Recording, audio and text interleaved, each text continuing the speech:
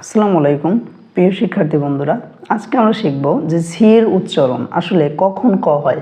তো এই জিনিসটা শিখতে হবে আমাদের, কারণ আমরা জানি যে ইংরেজি উচ্চারণ করার ক্ষেত্রে কিছু উচ্চারণে যখন আমরা জানি না যে আসলে এই অক্ষরে কি হয়, তো তখনই আমরা ঝামেলায় পড়ি ও বর্ণগুলো উচ্চারণ করতে। তো আমরা যারা উচ্চারণ একদমই পারি না, টোটালি মানে আমরা শিখতেছি, তো তারা চাইলে এইভাবে শিখতে পারো।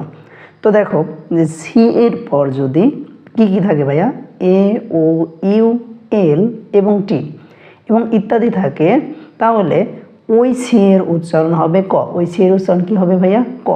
ফর এক্সাম্পল ধরতে পারো সি এ টি। দেখো সি এর পর কি আছে? এ আছে। সি এর পর এ আছে। যেহেতু সি এর পর এ আছে, তাহলে এই সিতে ভাইয়া, এই সিতে কি হবে? ক হবে। এই সিতে কি হবে? ক। অর্থাৎ সিএটি কি হবে? ক্যাট। CAT cat. আজকে বুঝতে পারছো যে কেন ক্যাট হয়, কেন ক হয়? ওকে। তারপর দেখো সি এর পর যদি ও থাকে, সি এর পর যদি ও থাকে, তাহলে ওই সিতে হয় ক। সিতে কি হবে? ক হবে। ফর এক্সাম্পল এটা কি হলো? সিওএম, কম। সিওএম, কম। আচ্ছা, তারপর আমরা পরবর্তীটা দেখতে পারি যে সি এর পর যদি ইউ থাকে, সিইউপি, এটা কি হবে? কাপ। এটা কি হবে?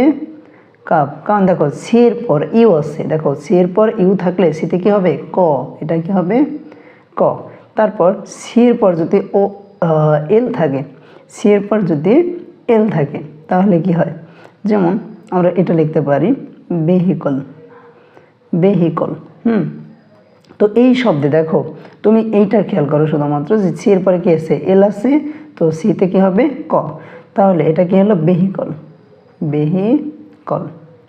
তারপর তোমরা আরেকটা দেখতে পারো যে এরপরে কি আছে? ধরো এ আছে, সিটি। হ্যাঁ, তো সির পরে কি আছে ভাইয়া? টি আছে। সির পরে টি আছে, যেহেতু সির পরে কি আছে? টি আছে, তো অতএব আমরা এই সিতে ক লিখবো। সিতে কি লিখবো? ক। তাহলে এটা কি হবে? অ্যাক্ট। এ সিটি কি হবে? অ্যাক্ট। আশা করি বুঝতে পারছো যে সি এর উচ্চারণ কখন আসলে ক হয়। তো ভিডিওটা ভালো লাগলে অবশ্যই লাইক এবং সাবস্ক্রাইব করো, আর কারো কোনো সমস্যা থেকে থাকলে অবশ্যই কমেন্টে জানিয়ে দিও, ইনশাল্লাহ সমাধান করে দেবো।